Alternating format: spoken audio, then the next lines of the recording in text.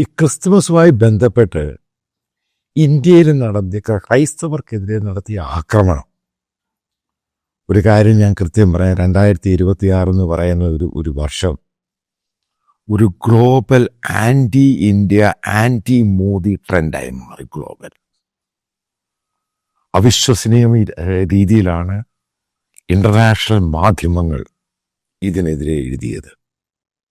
വല്ലാത്ത രീതിയിലാണ് എഴുതിയേക്കുന്നത്. New York times ഒക്കെ അവരുടെ പത്രത്തിൻ്റെ പകുതി പേജ് മുഴുവനും reshaping India in the right wing extremism എന്ന രീതിയിൽ നരേന്ദ്രമോദിയെ ഡയറക്റ്റ് ടാർഗറ്റ് ചെയ്യുകയാണ്. RSSനെ പറ്റി അങ്ങ് എഴുതി 2-3 ആർട്ടിക്കിൾ അവർ എഴുതി കഴിഞ്ഞു, ഇൻവെസ്റ്റിഗേറ്റീവ് ആർട്ടിക്കിൾ.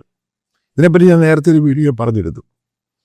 ഇപ്പോഴത് ഇന്ത്യൻ മീഡിയയും അതിനെപ്പറ്റി സംസാരിക്കാൻ തുടങ്ങി.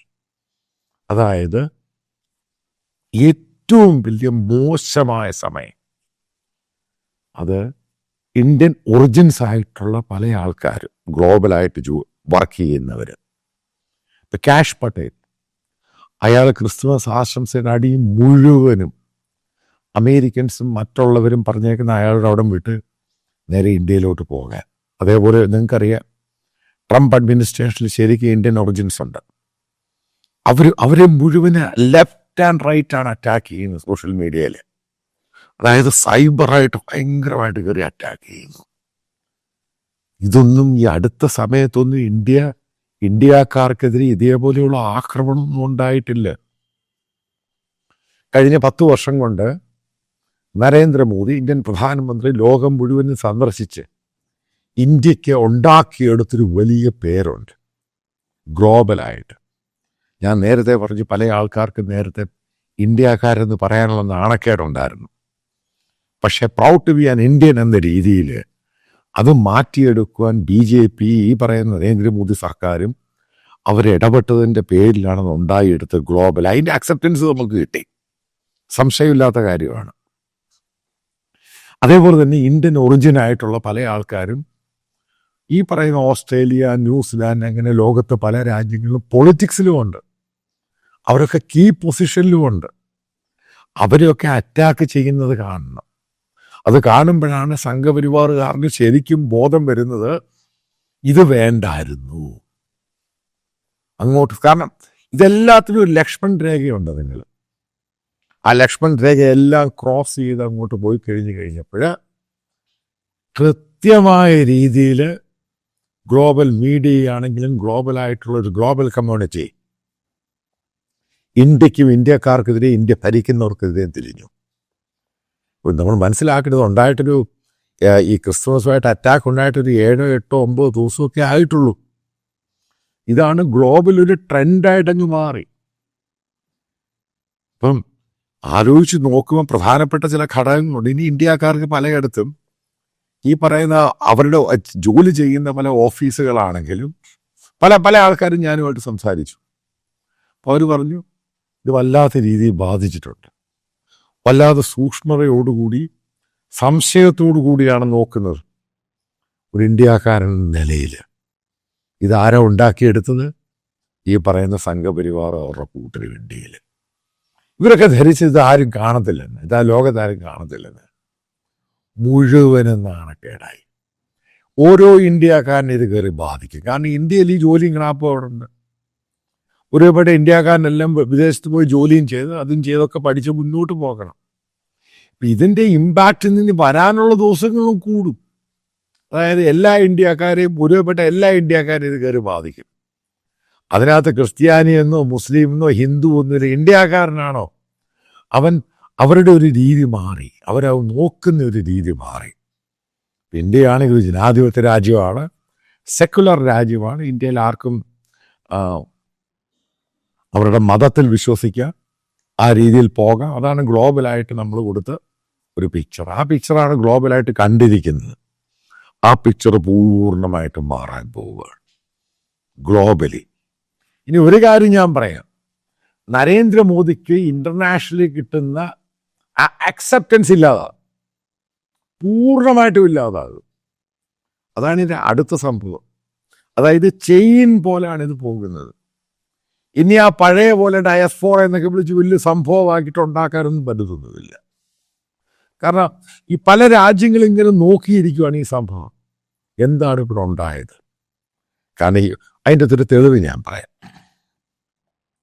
ഇപ്പോൾ അമേരിക്കയിലെ ന്യൂയോർക്ക്, പെൻസിൽവാനിയ, അതേപോലെ തന്നെ ന്യൂജേഴ്സി ഒരു ട്രൈ സ്റ്റേറ്റുകളാണ്. 3 സ്റ്റേറ്റുകൾ അടുത്തടുത്ത് ഒരുമിച്ചുള്ള സ്റ്റേറ്റുകളാണ്. ഈ ന്യൂജേഴ്സിയിൽ ഏറ്റവും കൂടുതലുള്ള ആരാണ്? ഗുജറാത്തികൾ. ഏറ്റവും കൂടുതൽ ഇന്ത്യക്കാരാണ് ന്യൂജേഴ്സിയിലുള്ളത്. അപ്പോൾ ഇന്ത്യക്കാരൻ്റെ ഇടയ്ക്ക് തന്നെ അതിനകത്ത് ഏറ്റവും കൂടുതലുള്ള ഗുജറാത്തികൾ, പെൻസിൽവാനിയയിൽ ഇന്ത്യക്കാരിൽ ഏറ്റവും കൂടുതലുള്ള ഗുജറാത്തികൾ, ഹിന്ദുക്കൾ, ഇന്ത്യൻ ഹിന്ദുക്കൾ, പ്രത്യേകിച്ച് ഗുജറാത്തികൾ, അതേപോലെ തന്നെ ന്യൂയോർക്കിൽ. അപ്പം ഇവിടെ നിങ്ങളുടെ ധാരണ എത്ര അമ്പലമുണ്ടെന്ന്? ഈ 3 സ്റ്റേറ്റും കൂടി നോക്കുവാണെങ്കിൽ ഏകദേശം 80-ൽ പല അമ്പലങ്ങളുണ്ട്. ഹ്യൂജ് സ്റ്റേറ്റാണ്. ന്യൂയോർക്ക് വലിയ സ്റ്റേറ്റാണ്, മറ്റേ ചെറിയ സ്റ്റേറ്റുകളാണ്. പക്ഷേ ഇവിടെയൊക്കെ ഇന്ത്യൻ ഹിന്ദുക്കളുടെ പ്രസൻസ് ഉണ്ട്. അപ്പം അവിടെ അവരുടെ ഇന്ത്യക്കാരവിടെ അമ്പലങ്ങളിൽ പോകുന്നു, പ്രാർത്ഥിക്കുന്നു, അവരുടെ കാര്യങ്ങൾ ചെയ്യുന്നു, പൂജ ചെയ്യുന്നു. അവിടെ അമേരിക്കൻസിൻ്റെ അക്സെപ്റ്റൻസ് ആണ്. അത് അവരുടെ ലാൻഡിൽ പോയിട്ടാണ് ഇത് ചെയ്യുന്നത്. അമേരിക്കക്കാരൻ ഇവിടെ ലാൻഡിൽ വന്നിട്ട് അതല്ല ചെയ്യുന്നത്. ഇവിടുന്ന് അവിടെ പോയിട്ട് അവിടെ ജോലി ചെയ്യുന്നു, ബിസിനസ് ചെയ്യുന്നു, മറ്റുള്ള പരിപാടികൾ ചെയ്യുന്നു. അവർ ഇന്ത്യൻ ഡയസ്പോറ വലിയ സംഭവമാണ്. അവിടെ ഞാനൊരു കാര്യം പറയാം. ഫ്യൂച്ചറിൽ ഈ തിലകമൊക്കെ ചാർത്തി കയ്യിലൊക്കെ ചരട് കെട്ടി അമേരിക്ക കൂടെ പഴയ പോലെ പോകാനുള്ള സാഹചര്യം ഇനി ഉണ്ടാവത്തില്ല. ഈ അമേരിക്കൻസ് എന്ന് പറയുന്നത് നിങ്ങൾ ഉദ്ദേശിക്കുന്നത് യൂറോപ്യൻസിനെ പോലെ അല്ല അമേരിക്കൻസ്. ഞാൻ കാര്യം കൃത്യമായിട്ട് പറയാം, കാരണം അവരെ സ്റ്റഡി ചെയ്ത ഒരാളാണ്. അമേരിക്ക എന്ന് പറഞ്ഞ ഒരു സെക്യുലർ രാജ്യമാണെങ്കിലും അതിൻ്റെ പ്രധാനപ്പെട്ട ഒരു ഘടകമുണ്ട്. ക്രിസ്ത്യൻ ഫൗണ്ടേഷനിലുണ്ടായ രാജ്യമാണ് അമേരിക്ക. അതാണ് പിൽഗ്രിം ഫാദേഴ്സ് അവിടെ വരിക. താങ്ക്സ് ഗിവിങ് അതിൻ്റെ ചരിത്രമൊക്കെ എടുത്ത് നോക്കിയാൽ മനസ്സിലാകും. അത് ഒരു ക്രിസ്ത്യൻ ഫൗണ്ടേഷനിൽ ഉള്ള രാജ്യത്ത് റിപ്പബ്ലിക്കൻ പാർട്ടി എന്ന് പറയുന്നത്, മനസ്സിലാക്കുക, ഹാർഡ് കോർ ക്രിസ്ത്യൻസ് ആണ്. ചെറിയ ക്രിസ്ത്യൻസ് അല്ല, ഹാർഡ് കോർ. എന്താണ് ഈ ഹാർഡ് കോർ ക്രിസ്ത്യൻസ് എന്ന് പറയുന്നത്? അതിൻ്റെ വ്യത്യാസമുണ്ട്. യൂറോപ്പിലുള്ള ഏറ്റവും കൂടുതൽ കാത്തലിക് അതിൻ്റെ സ്വീഡനും ചെറിയ ആ രാജ്യങ്ങൾ മാത്രമേ ഏറ്റവും കൂടുതൽ പ്രൊട്ടസ്റ്റന്റ്. ബാക്കി കൂടുതലും കാത്തലിക്സ് ആണ് യൂറോപ്യൻ രാജ്യങ്ങൾ.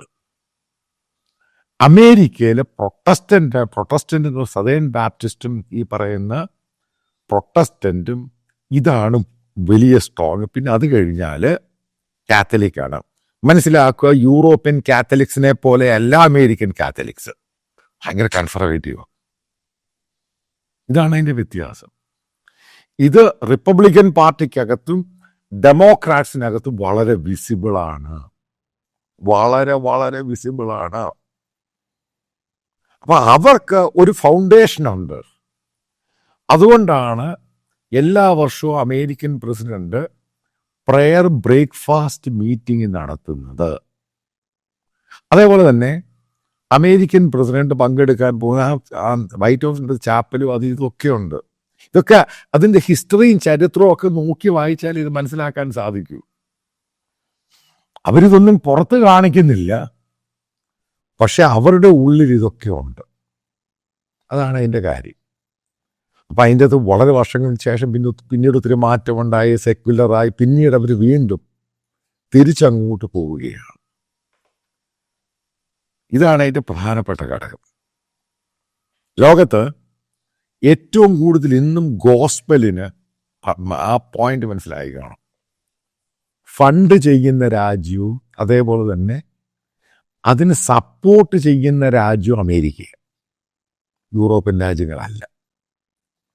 അമേരിക്കൻ മിഷണറി എന്ന് പറഞ്ഞാൽ അതാണ് അതിൻ്റെ പേരെന്ന് പറഞ്ഞത്. കാരണം ചാരിറ്റി ആണെങ്കിൽ ഇതാണെങ്കിൽ അവരാണ് ചെയ്യുന്നത്.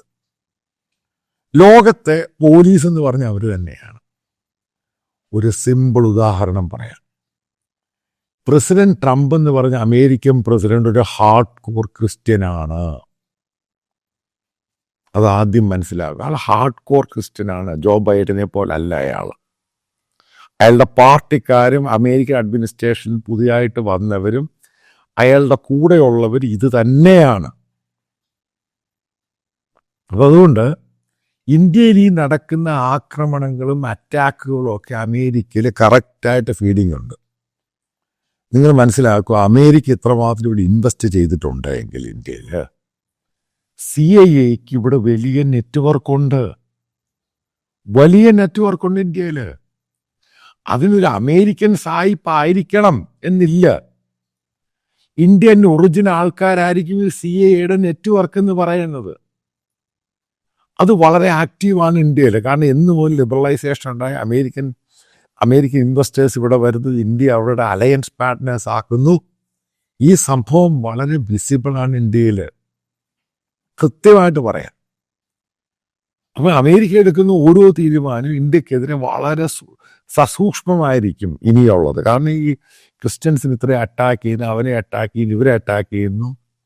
ആദ്യം മനസ്സിലാക്കേണ്ടത്, ഇന്ത്യയിലുള്ള ക്രിസ്ത്യൻ ഫോറങ്ങൾക്കും പല അസോസിയേഷൻസ് ഉണ്ട്. ഇവർക്ക് കൃത്യമായിട്ട് മെസ്സേജ് എത്തിക്കാൻ സാധിക്കും. അവരുടെ പ്രശ്നം ഇങ്ങനെ അറ്റാക്ക് ചെയ്യുന്നു, ചർച്ചിനകത്ത് വരുന്നൊരു വാസ്തവ കയറി അറ്റാക്ക് ചെയ്യുന്നു, അടിക്കുന്നു, അയാളെ കൊണ്ട് ജയ് ശ്രീറാം പറയുന്നത് എത്രയോ. അതിനുശേഷം നിങ്ങൾ മനസ്സിലാക്കുക, അമേരിക്കയിലുള്ള ശരിക്കുമുള്ള ഹിന്ദു സനാതനി വിശ്വാസികൾ അവർ പറഞ്ഞില്ല, ഞങ്ങളുടെ ഇത് ഹിന്ദുമതമായിട്ട് യാതൊരു ബന്ധവുമില്ലെന്ന് അവർ പറഞ്ഞു കളഞ്ഞു. കാരണം ഈ അറ്റാക്കൊന്നും ഒരു ഹിന്ദുമതത്തിൽ പറയുന്നില്ല. ഇത് യഥാർത്ഥ ഹിന്ദുമത വിശ്വാസമല്ല. എന്തുകൊണ്ടാണ് പറഞ്ഞത്? കാരണം അവർക്കറിയാം അവിടെ നിൽക്കാൻ പാടായിരിക്കും.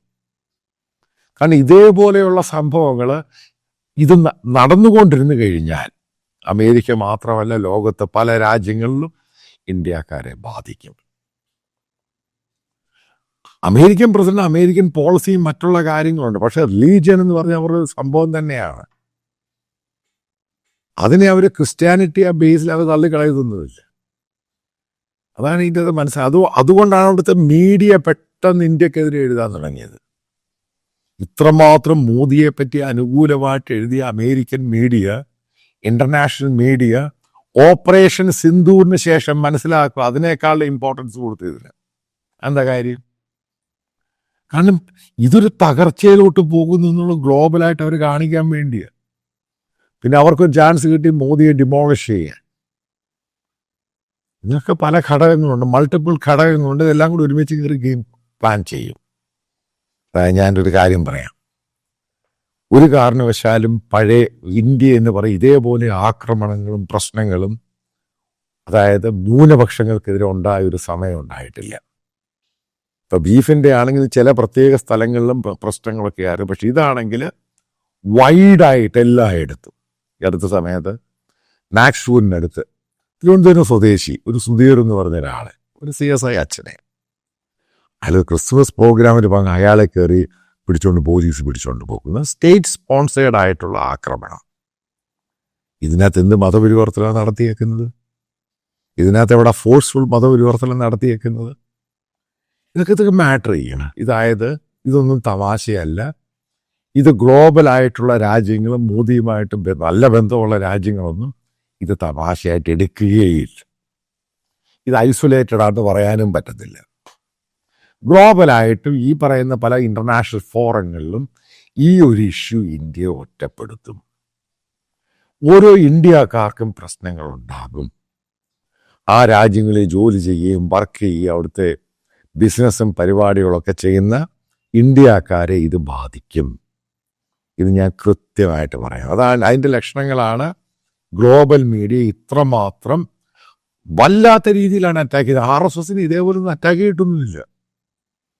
RSSന്റെ പൂർണ്ണമായ ചരിത്രം എടുത്ത് അതിൻ്റെ ഗോഡ് ഫാദറായിട്ട് മോദിയെ കാണിച്ചിട്ട് റീഷേപ്പിംഗ്, അതായത് ഇന്ത്യ മുഴുവനും ഒരു ഹിന്ദു രാഷ്ട്രമായിട്ട് മാറ്റാൻ ശ്രമിക്കുന്നു. ഇത് വല്ലാത്ത റിപ്പോർട്ടാണ്. ന്യൂയോർക്ക് ടൈംസ് എന്ന് പറഞ്ഞ് റിപ്പോർട്ട് ചെയ്യുമ്പോഴത് മനസ്സിലായിക്കോ, ഇവിടെയുള്ള ഓർഗനൈസർ റിപ്പോർട്ട് ചെയ്യുന്ന പോലെ അല്ല. അതിന് പ്രത്യേകതയുണ്ട്. ഗ്ലോബലായിട്ട് അക്സെപ്റ്റൻസ് ഉള്ളതാണ് ആ പത്രത്തിന്. അപ്പം അത് എല്ലാവരും വായിച്ചത് ഡോക്യുമെൻറ്റേഷൻ ചെയ്യുന്നതാണ്. ഇതൊക്കെ വല്ലാത്ത ചോദ്യചിഹ്നങ്ങളാണ്, പ്രശ്നങ്ങൾ തന്നെയാണ്. 2026 എന്ന് പറഞ്ഞാൽ എത്രമാത്രം മോദി ഇന്ത്യയെ കൊണ്ടുവന്നു, അതിൻ്റെ 4 ഇരട്ടി താപ്പോട്ട് കൊണ്ടുപോയി ഈ പറഞ്ഞ ഈ പ്രശ്നങ്ങളെല്ലാം കൊണ്ട്. അതായത് കഷ്ടം പിടിച്ച ഒരു സമയം തന്നെയായിരുന്നു 2025. 2026 അങ്ങനെ ഉണ്ടാകാതിരിക്കട്ടെ എന്ന് മാത്രമാണ് നിങ്ങളെപ്പോലെ എൻ്റെയും ഞാനും ആശംസിക്കുന്നത്. കാരണം ഇത് ശരിക്കും നമ്മുടെ ഒരു ഇന്ത്യ അല്ല ഈ കാണുന്നത്. ഇഷ്ടമുള്ളവർക്ക് അവന് ഇഷ്ടമുള്ള രീതിയിൽ പോകാം, അവന് ഇഷ്ടമുള്ളത് പ്രാർത്ഥിക്കാം, അവനാരെയും ശല്യം ചെയ്യാനൊന്നും വരുന്നില്ല. അതിൻ്റെ പേരിൽ പ്രശ്നമുണ്ടാക്കി നശിപ്പിക്കാൻ ശ്രമിക്കുമ്പോൾ പ്രശ്നം തന്നെയാണ്. അത് ഇന്ത്യ ചെറിയൊരു ഭാഗത്ത് ഐസൊലേറ്റ് ഇതൊന്നും പറഞ്ഞിട്ട് കാര്യമൊന്നുമില്ല. അവന് പട്ട് പിടിച്ചു, ഭ്രാന്തി പിടിച്ചു, ഇതൊന്നും പറഞ്ഞിട്ട് കാര്യമൊന്നുമില്ല. കാരണം ഇത് ഗ്ലോബലായിട്ട് ഇന്ത്യയുടെ ഇമേജിനെ ഏറ്റവും കൂടുതൽ ഡാമേജ് ചെയ്തിട്ടുണ്ട്. ഒരു സംശയമില്ല. അതിന് ഉത്തരം കൊടുക്കേണ്ടത് ഈ ഭരിക്കുന്നവർ തന്നെയാണ്. അത് ഓരോ ഇന്ത്യക്കാരെയും, വിദേശത്ത് പോകുന്നവരെയും സ്വദേശത്തുള്ളവരെയും ഈ വലിയ സംഭവമാണ് ഇന്ത്യ എന്നും പറഞ്ഞു പോയി കഴിഞ്ഞാൽ നമുക്കിത് അടി കിട്ടുന്ന സംഭവമാക്കി അത് മാറ്റി അതിന് സംഘപരിവാറുകാരൻ മാത്രമാണ് ഇതിന് ഉത്തരവാദി. അവരിതിന് ഉത്തരം കൊടുക്കേണ്ടി വരും എന്നുള്ള കാര്യത്തിലും സംശയമില്ല.